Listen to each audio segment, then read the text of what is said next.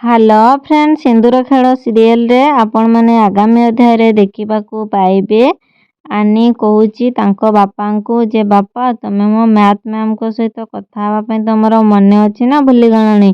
ତ ଅଂଶ କହୁଛି ହଁ ବାବା, ତୁ ଯେତେବେଳେ ପାଠ ପଢ଼ିବା ପାଇଁ ଏତେ ଏକ୍ସାଇଟେଡ୍ ଅଛୁ ମୁଁ କେମିତି ଭୁଲି ପାରିବି, ମୋର ସବୁ ମନେ ଅଛି। ତୁ ଆଗ ରେଡ଼ି ହେଇଯା, ତାପରେ ମୁଁ ତୁମ ମ୍ୟାଥ ମ୍ୟାମଙ୍କ ସହିତ କଥା ହେବି। କ'ଣ ସତରେ ଅଂଶ ଆଦ୍ୟାକୁ କଲ୍ କରିବ? ଜାଣିବା ପାଇଁ ଭିଡ଼ିଓଟିକୁ ଶେଷ ପର୍ଯ୍ୟନ୍ତ ଦେଖନ୍ତୁ। ଯଦି ଚ୍ୟାନେଲରେ ନୂଆ ଆସିଛନ୍ତି ଚ୍ୟାନେଲକୁ ସବସ୍କ୍ରାଇବ୍ କରିଦିଅନ୍ତୁ ଓ ପାଖରେ ଥିବା ନୋଟିଫିକେସନ୍ ବେଲ୍କୁ କ୍ଲିକ୍ କରିଦିଅନ୍ତୁ, ଯାହାଫଳରେ ସିନ୍ଦୁର ଖେଳ ସିରିଏଲରେ ଆଗାମୀ ଅଧ୍ୟାୟରେ କ'ଣ ହେବ ଆପଣମାନେ ଜାଣିପାରିବେ। ତେବେ ଆନି ପୁରା ଖୁସି ଅଛି, ପୁରା ଏକ୍ସାଇଟେଡ୍ ହେଇକି ସେ ପୁରା ନାଚୁଛି। ଅଂଶ ତାଙ୍କୁ ଡ୍ରେସ୍ ପିନ୍ଧେଇ ଦେଉଛନ୍ତି। ସ୍କୁଲ ଟାଇମ୍ ହେଇଗଲାଣି, ତେଣୁକରି ଅଂଶ ସ୍କୁଲକୁ ଯିବା ପାଇଁ ଆନିକୁ ବାହାର କରିଦେଉଛନ୍ତି। ସେତିକି ବେଳେ ଆନି ବହୁତ ଜୋରରେ ନାଚୁଛି। ତ ଅଂଶ ପଚାରୁଛନ୍ତି କ'ଣ ହେଲା, ତୁ ଆଜି ଏତେ ଜୋରରେ ନାଚୁଛୁ କ'ଣ ପାଇଁ? ତ ଆନି କହୁଛି ବାପା, ଯେତେବେଳେ ମୋ ଜେଜେମା ମୋତେ ଏତେ ଗେଲ କଲେ ମୁଁ କାହିଁ ଖୁସି ହେବିନି କହିଲ।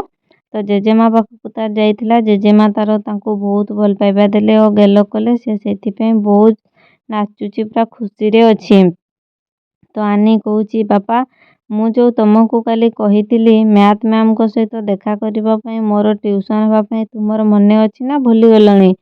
ତ ଅଂଶ କହୁଛି ତୁ ପାଠ ପଢ଼ିବା ପାଇଁ ଏତେ ଏକ୍ସାଇଟେଡ୍ ଅଛୁ, ମୁଁ କେମିତି ଭୁଲିଯିବି ଯେ, ମୋର ସବୁ ମନେ ଅଛି। ହଉ ତୁ ସ୍କୁଲ ହେଇକି ରେଡ଼ି ହେଇକି ସ୍କୁଲ ଯା, ମୁଁ ତୁମ ମ୍ୟାଥ ମ୍ୟାମଙ୍କୁ ଫୋନ୍ କରି କଥା ହେଇଯିବି।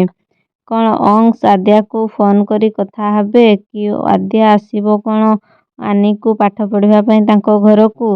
ଜାଣିବା ପାଇଁ ମୋ ଚ୍ୟାନେଲରେ ଯୋଡ଼ି ହୋଇଥାନ୍ତୁ। ଚ୍ୟାନେଲରେ ନୂଆ ଆସିଥିଲେ ଚ୍ୟାନେଲକୁ ସବସ୍କ୍ରାଇବ୍ କରିଦିଅନ୍ତୁ ଓ ପାଖରେ ଥିବା ନୋଟିଫିକେସନ୍ ବେଲ୍କୁ କ୍ଲିକ୍ କରିଦିଅନ୍ତୁ। ଭିଡ଼ିଓଟି ଭଲ ଲାଗିଲେ ଭିଡ଼ିଓଟିକୁ ଲାଇକ୍ କରନ୍ତୁ, ନିଜ ଫ୍ରେଣ୍ଡସ୍କୁ ସେୟାର କରନ୍ତୁ।